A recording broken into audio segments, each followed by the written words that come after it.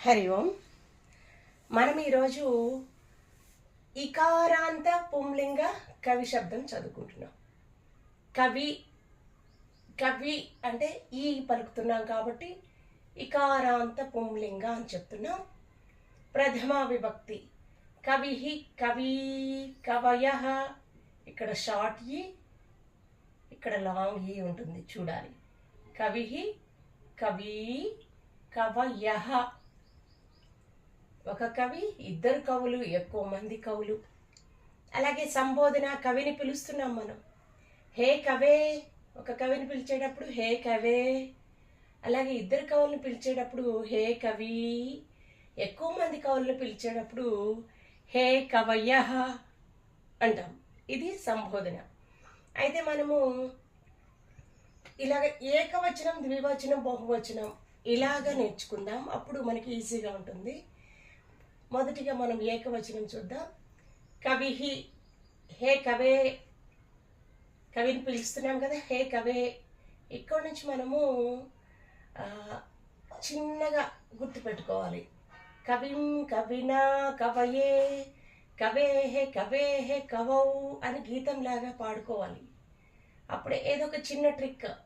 కవిం, కవినా, కవయే, కవే హే, కవే హే, కవౌ.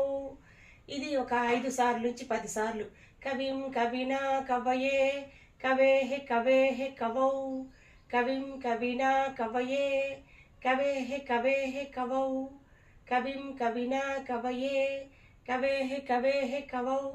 ఈ విధంగా చదువుకుంటే మనకి ఏకవచనం ఈజీగా రాసేస్తాం. తర్వాత ద్వివచనం. ద్వివచనం చాలా అంటే చాలా ఈజీ. మొదటి 3 ఉంటాయి కదా, మొత్తం మనం 8 లైన్లు రాసుకోవాలి. 8 లైన్స్. 8 లైన్స్లో ఫస్ట్ 3, ద్వివచనంలో ఫస్ట్ 3 కవి, హే కవి, కవి. 3 కూడా ఈ, ఈ, ఈ. తర్వాత 3 భ్యాం, భ్యాం, భ్యాం. కవి రాస్తాము, భ్యాం యాడ్ చేస్తాం. భ్యాం, భ్యాం, భ్యాం. తర్వాత యోహో, యోహో. కవ్యోహో, కవ్యోహో. చాలా ఈజీ కదా ద్వివచనం. మళ్ళీ చూద్దాం. కవి, హే కవి, కవి. కవిభ్యాం, కవిభ్యాం, కవిభ్యాం. కవ్యోహో, కవ్యోహో. ఈ విధంగా మనం ద్వివచనం ఈజీగా నేర్చుకుంటాం. తర్వాత బహువచనం చూద్దాం. బహువచనం కవయః, హే కవయః. కవులను. ద్వితీయ విభక్తిలో కవులను అనడానికి నకారం యాడ్ చేస్తాం. కవులను, నకారం. ద్వితీయ విభక్తి నకారం వస్తుంది. కవీన్. అలాగే ఇక్కడ దీర్ఘం కూడా వస్తుంది. కవీన్ గుర్తుపెట్టుకోవాలి, ఇక్కడ దీర్ఘం కూడా ఉంది. తర్వాత ఎక్కడైతే మనకి 3 భ్యాములు ఉంటాయో, ఫస్ట్ భ్యాం పక్కన కవి రాసేస్తాం, బిహి రాసేస్తాం. సెకండ్ భ్యాం పక్కన బ్యహ, థర్డ్ భ్యాం పక్కన బ్యహ.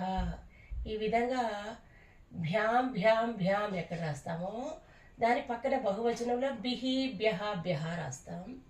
తర్వాత లాస్ట్ బట్ వన్ మనం ఎప్పుడు కూడా నామ్ రాసుకుంటాం. లాస్ట్ బట్ వన్ నామ్, అచంత శబ్దాలు. అలాగే కవిషు, ఇక్కడ షూ రాస్తాం. ఇక్కడ ఆ ఉందంటే ముందు సు వస్తుంది, ఇక్కడ ఈ ఉందంటే షూ వస్తుంది. కవి. ఆ కాకుండా వేరే ఏ సౌండ్ ఉన్నా కూడా ఇక్కడ షూ వస్తుంది. అంటే ఈ షాకి ముందు ఇకారం ఉంది కాబట్టి షూ. అదే దీనికి ముందు అకారం ఉంటే మాత్రం సు వస్తుంది. ఈ విధంగా మనము కవి శబ్దం ఇంకొకసారి చూద్దాం. బహువచనం కవయః, హే కవయః, కవీన్. కవిభిః, కవిభ్యః, కవిభ్యః. కవీనాం, కవిషు. అలాగే ఇక్కడ కూడా బడి పైన కవీన్ దగ్గర, తర్వాత కవీనాం దగ్గర 2 చోట్ల కూడా మనము దీర్ఘ ఈకారం రాసుకుంటాం. మనం దీన్ని బడి అంటాం కదా, దీర్ఘ ఈకారం రాసుకుంటాం. ఈ విధంగా మనం కవి శబ్దం ఈజీగా నేర్చుకోవచ్చు.